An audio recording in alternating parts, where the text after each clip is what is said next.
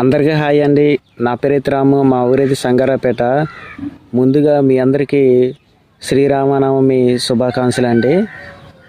నేను పొద్దున్నే లేచి మా ఇంటి దగ్గర అయితే పూజలు అయితే చేయించి నేను కూడా చేసి ఇక్కడికి మా తోట దగ్గరికి అయితే వచ్చాను. మా జీడి మామిడి తోట, అంటే జీడి తోట అంటారు, చాలామంది జీడి మామిడి తోట అంటారు. ఒక 20 చెట్లు 30 చెట్లు ఉన్నాయి. అవి శ్రీరామనవమి కల్లా పిందెలు అయితే పడుతుంటాయి. చాలామంది దొంగతనాలు చేస్తున్నారు. నేను 10 కాడ నుంచి మా దగ్గరలో రాముల వారి గుడి ఉంది, ఎర్రగుంటపల్లి మక్కనవారిగూడెం సెంటర్లో అడవిలో ఉంది. అంటే ఆ 2 ఊర్ల మధ్యాన అడవి ఉంది. ఆ అడవి దగ్గరలో ఇక్కడ రాముల వారి గట్టు అనేది ఉంది.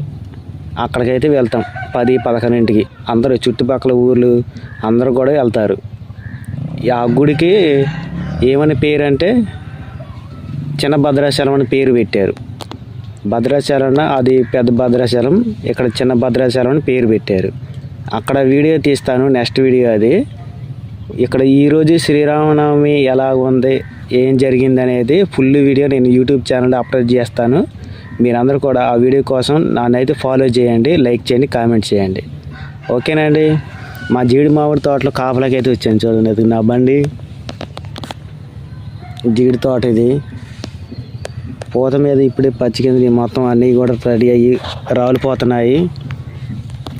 ఏదో ఒక గంట అరగంట మామూలుగా కూర్చొని ఏదో కాపలా ఉన్నట్టు ఉంటుందని వచ్చాను. ఓకేనండి. వీడియో నచ్చితే ఖచ్చితంగా లైక్ చేయండి, కామెంట్ చేయండి. ఇటువంటి మంచి వీడియో కోసం ఖచ్చితంగా అయితే ఫాలో చేయండి ఫ్రెండ్స్. Bye friends.